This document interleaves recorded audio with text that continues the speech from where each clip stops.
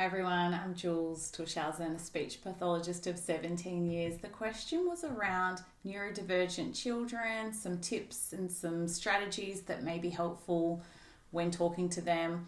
Or if you have some in your classroom, some of those children who learn and think a little bit differently.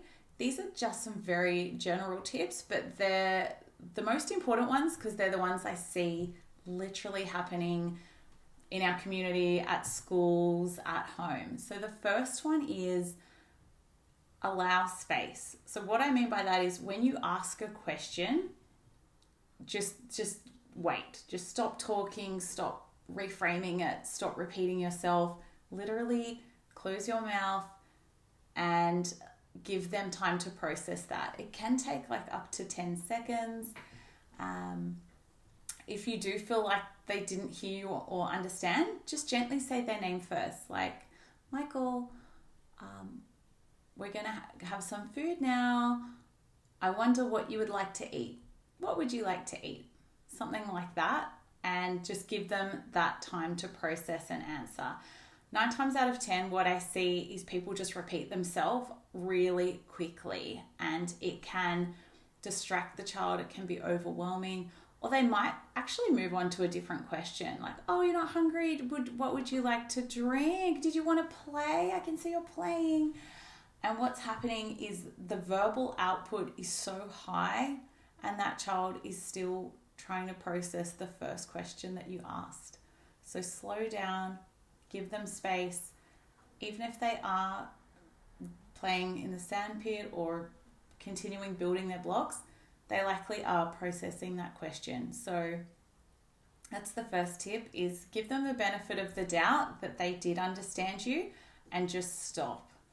Just stop the cascade of questions. The second thing, if it is a non-negotiable. So let's say like here in Australia, the sun is quite harsh and part of the policy for play outside is to wear a hat and sunscreen. So instead of like,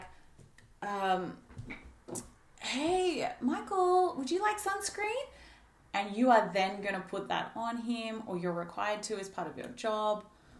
If you've just got a really pale kid like mine, where it's kind of a non-negotiable, don't ask it as a question. Okay, this is super important because we want to teach all children, but particularly neurodivergent children, body autonomy, boundaries, being able to vocalize or represent a no. Okay, being able to say no is huge.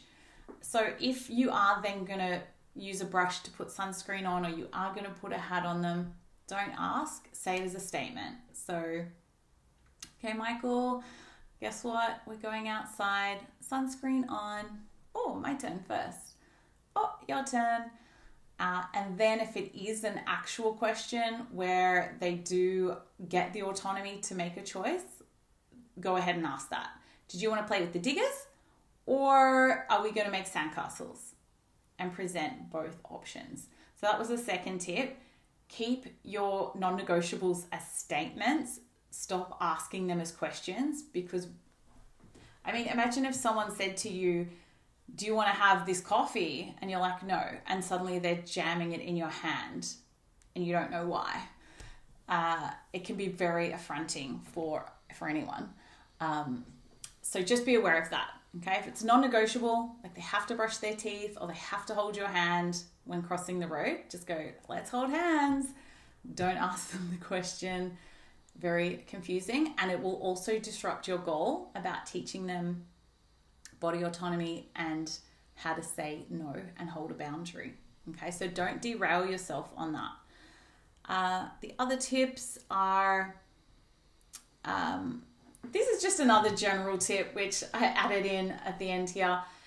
If you're finding within your network that people don't understand neurodivergent children or individuals, don't try and change their minds. You really need to preserve your energy and your sanity for the children you're supporting and for yourself. So if there is someone in your network, just understand that it's going to take time for them to understand brain differences, to do research. think about the years that it's taken you to learn about different brain types and how all children are different, but particularly children who are neurodivergent or autistic. So don't expect that the lady at the park or the lady on the canteen or your auntie or someone, your neighbour, don't expect them to be at that same education level. And don't get triggered by that. You've got to go in with empathy to understand that they just don't get that. And that empathy is not to excuse their behavior or to excuse their ignorance. It's for yourself and for your child and the children that you're supporting. You want to conserve that energy and excuse their behavior. Excuse isn't the right word. You want to park it to a place where you might address that at a later time, where you've got the energy and you can redirect them to some resources. If you're really stuck, you can go, oh yeah, okay, right? Someone gives you unsolicited advice at the playground. You can literally go, yeah, all right, I'll try that. Yeah, I'll try giving him milk before bed. Thank you. Or like, yeah, that sounds like it works well for your child. Thanks for sharing. Because people aren't at the same level as a parent who's been on the journey supporting their child, or a teacher who has been supporting neurodivergent children for some time. And you just like, once you see it, it's very easy rather to put that down to that's how they see it. Rather than retaliating or jumping on a Facebook group or feeling so angry and overwhelmed, just remember you get a choice on how to react and how to respond. And the one thing you want to do for your child and for you is to regulate yourself and to have time, really. You want to have that calm time. You want to have that spoon. If anyone's aware of spoon theory, you don't want to be handing out spoons to randoms or the person that you work with that always talks about the same thing and tries to tell you how to raise your child. Don't give them a spoon. Keep it for yourself. Keep it for your child. You can say yes and then go ahead and do what you were going to do anyway. So just do that. It's really a different approach. It's taken me a long time to see the best way to do that. And I definitely see the parents who get it. It's almost like a deflection or like a, not an antibiotic, but a repellent to you getting triggered or upset, or, you can utilize that energy to go, wow, these people really need some education and support. That's what I do. I put that time into fact sheets, handouts. It can be full on when you see a pediatrician or a teacher that doesn't know about this. And rather than get triggered, I go, oh, okay, when I am doing those visuals and I do have time allocated or a student's doing that, I'm going to include them on the mail list, or I'm going to drop them in because they're down the road. So really remember, your time is precious and it's yours, and you get to choose how to spend it. I hope you guys can hear me. I've got my new microphone here. So you do get to choose how to allocate your time and energy and your spoons. So really think about that when the lady at the supermarket's trying to give you some advice, or, the elderly man at the dog park's telling you something about your child and he thinks he's educating you. You can smile and go, yeah, I'll try that. Or if you do have the energy, you can, just say, whatever you want to say at that time. But my advice is don't take it on and then write something about it on a Facebook group unless you're really passionate about doing that and that you feel that it's going to be a positive outcome. And that, think about it, that man's probably not even going to see that. So they're my 3 tips. Just to recap, my screen has frozen.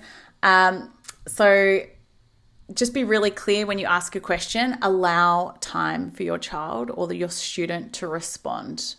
Okay, really hold the space, slow down your words. Number 2, if it's a non-negotiable, don't ask it as a question. Okay, just say it as a statement. And the 3rd one is conserve your energy and time for the people who are listening.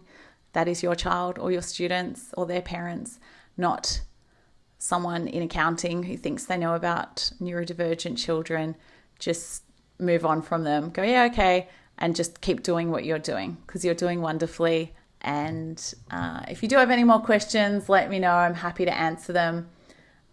Drop me a question in the comment section.